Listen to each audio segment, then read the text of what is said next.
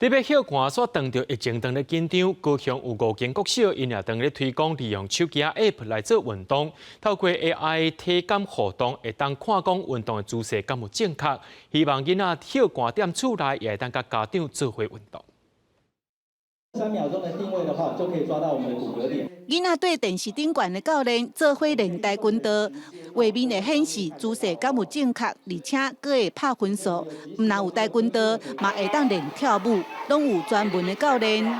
AI 體感互動體驗，學生感覺真趣味。毋過，若是問因電視運動甲實際去外口運動，倒一項較好耍呢？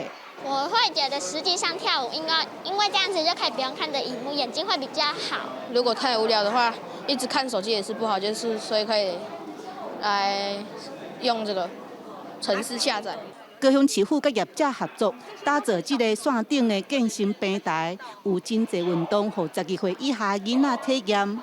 只要用手机 App， 会当接电视，囡仔hiệu寒踮厝内，嘛会当甲厝内人做伙运动兼防疫。目前高雄有5間國小試辦。阮是為頂禮拜開始，就是阮體育課的老師，會放那個下載 APP 了後，予小朋友體驗那規班攏會當做安尼。大家做伙對教練做運動，真熱烈嘛真趣味。毋過 AI 體感互動，予囡仔hiệu寒加一種運動選擇。